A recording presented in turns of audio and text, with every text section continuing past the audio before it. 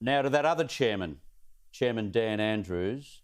He's finally got his way thanks to an MP attached to a minor party who rolled over on Dan's side of the bed.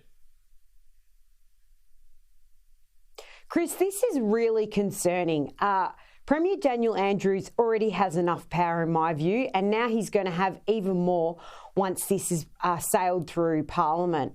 Real concern. The Victorian Bar Association put out a statement tonight saying there's lack of parliamentary scrutiny on this. There is a committee that can contest anything that is put to, go through the motions and pass.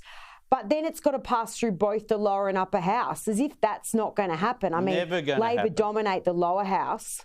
Never going to happen, and it's going to sail through the upper house. So effectively, this is more power for Daniel Andrews. He's a control freak premier, and he's not introducing this pandemic legislation not to be used. Chris, I went to one of those pandemic bill marches in Melbourne. The outrage in this state is beyond belief.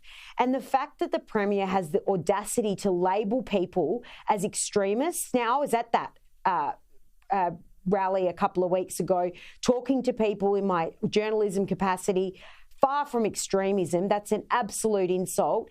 And I hope that people think really carefully when they go to the ballot box in 12 months, because this premier is out of control on these power trips and his ego is off the charts. He's trying to convince the public that this is for their own safety, that we've now watered them down to a degree where there's a review of this, but as you have rightly explained, it's not really a review. It's a Clayton's review. But the worst thing is, of any state, of any premier, of any government throughout this pandemic, Victoria should be the last one to start putting into place dictatorial legislation, because Victorians, more than any other state of people, got ripped off badly by a control freak.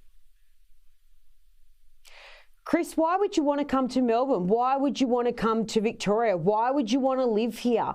I've thought many times about leaving Melbourne. I've got a lot of ties here that would probably stop me from doing that. I've lived interstate many times, and it's very appealing not to be in Victoria. We've seen a mass exodus. We've had over 40,000 people exit Victoria in the last year.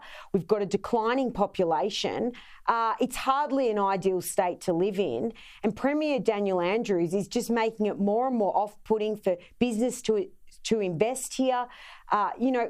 Don't hold your breath, Chris. We could well have a seventh lockdown with this new legislation that will be passed. Yeah, and look, you've lost 50,000 people already in the space of 2 years, and no doubt that will grow. One last one. See, while he's focusing on brokering deals to give himself more power into the day, into the late night as well, he's forgetting what he should really be doing, which is saving the place from burning in a pit of debt. Well, our debt bill, Terry McCrann had a very good column in the Herald Sun today that said our debt bill is at $156 billion in Victoria. Compared to $100 billion in New South Wales. This premier just thinks he can spend money like it's growing on apple trees. The debt here is mounting. People are fleeing the state. Businesses don't want to invest here. We've got this pandemic bill going through. I mean, Chris, am I selling the Victorian story? It's hardly the place to be right now. We're meant to be the place to be on our... I think on our number plates it says the place to be. I mean, heaven help us. This state is becoming a state that people don't want to be in anymore. And we could well face another 4 years of Daniel Andrews come next year's election. So the opposition really need to step up now. You are sadly spot on. Sophie Elsworth, thank you very much for your time. Thanks, Chris.